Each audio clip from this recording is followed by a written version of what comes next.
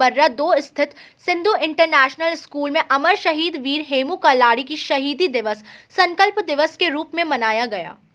सिंधी सभा के राष्ट्रीय अध्यक्ष अशोक अंशवानी ने कार्यक्रम का शुभारंभ करते हुए अमर शहीद हेमू कल्लाड़ी को श्रद्धा सुमन अर्पित किए।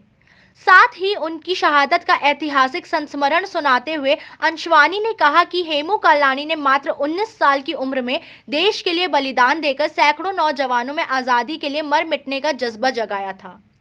उन्होंने बताया कि इस अमर सपूत ने सिंध प्रांत से हथियारों और सैनिकों को लेकर गुजर रही रेलगाड़ी को पलटाने के लिए रेल की पटरियां उखाड़ दी थी, जिसके जुर्म में गिरफ्तारी हुई और 21 जनवरी 1943 को हेमू कल्लाड़ी को फांसी दे दी गई थी।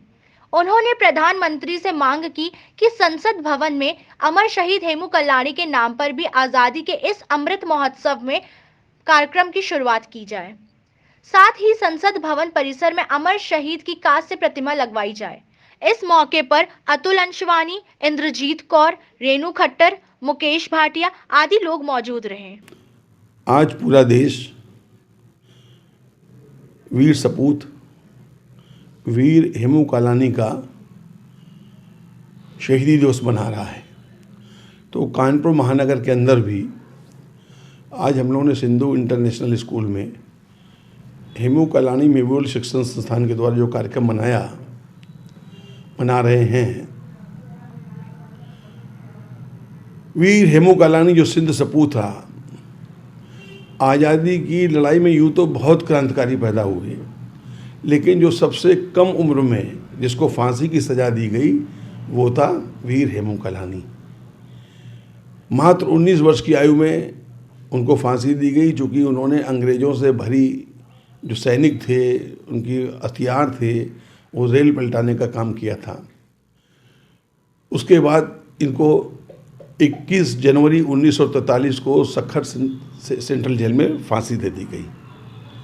फांसी के पश्चात पूरे सिंध में उन्होंने कहा था, हेमू ने, एक हेमू मरेगा तो क्या होगा, 10 हेमू पैदा होंगे।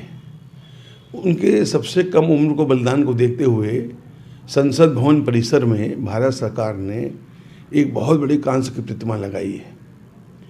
आज हम प्रधानमंत्री नरेंद्र मोदी जी से मांग करते हैं कि जहां देश आज़ादी का अमृत महोत्सव 75 साल पूरे होने पर अमृत महोत्सव मना रहा है और हम युवाओं की और क्रांतिकारियों की वीर गाथा जन जन तक पहुँचाने का काम कर रहे हैं, इसी क्रम में